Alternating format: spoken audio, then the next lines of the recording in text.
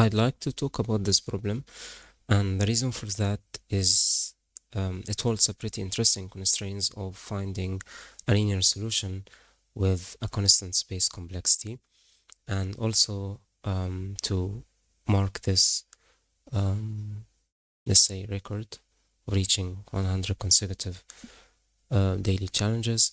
So the idea is we are given an integer n, and we are required to find every number in the range between 1 and n and sort them in their lexicographical ordering. So the lexicographical ordering, it can be a bit confusing actually, but once you get the idea, it is pretty straightforward. So like a real-world dictionary, it starts with a 1, like it can be A, B, C, but let's assume that it is sorted by or indexed by numbers. So if it starts with 1, we can't proceed with 2 until we finish all the pages that starts with 1. So we could have 1, 1, 1 here, and before that 1 and 0. So 1 and 0 comes before 1 and 1 because 0 is less than 1. So we are comparing each digit, okay? So if we have this number, this considered less than this one, so it should come before it, okay? And once we finish all the indexes that starts with 1, we proceed to 2, and after that to 3. So let's say we have this number, 3 and 1 comes after it because 1 is bigger than 0, okay? So for 13, we are given 1, and after that 1 and 0, 1 and 1, 1 and 2, and after that we start from 2. We can't have like after 2 we can't have 20 because it is bigger than 13, and 13 is our threshold, okay? So if you thought enough about this problem, you might find that we should start with 1 and generate all the consecutive like all the available numbers that can start with 1 and at the same time is less than 13, and after that we proceed with 2, then 3, then 4 until we reach 9. So each one of these numbers can generate a shape like a tree-like, and if you look at the topics, it is pretty confusing actually, because once I read the problem, I thought about something like enumeration or even counting. I never thought about depth first search or a try, okay?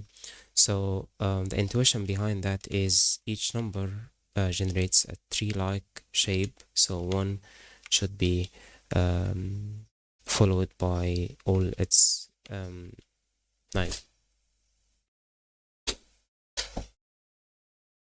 and we continue this tree until we reach so 1, this is the next level, and for each number from 1 to 10 to 9 actually, we are going to do the same. So here until we reach our base case of exceeding the threshold we are given, okay? And we are going to do that in a depth first search format, okay? So we would have a result, and actually the result is not considered part of the space because we are just given a number and we are required to return that result at the end.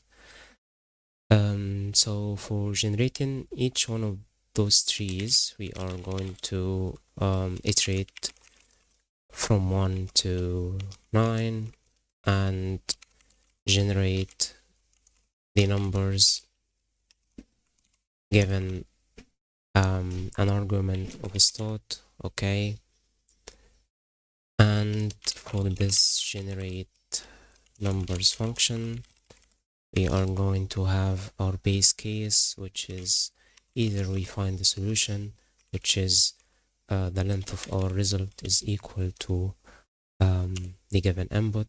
So n is 2, we are required to find an input of length n, okay? Or we exceeded the threshold we are given, okay? We just return. And if not, that would mean that we are given, we found a proper solution, so we append it to the result and iterate from 0 until we reach 9. So for added in range 10, we call the function recursively, but we so 1 should become 10, okay? So we can do that by a simple trick of multiplying by 10 and adding the current number which is added, okay? So this should work, I think. Let's try it. Yeah, I think so.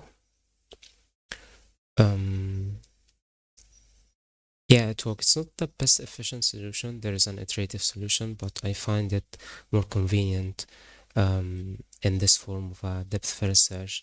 And the space complexity is still O of 1 because the maximum n we can have is 5,000, and the depth of the stack tree here can go is proportional to the length of the start number, which can be at maximum of 5. So the depth is maximum depth is 5, which is the length of the start, which is still considered constant.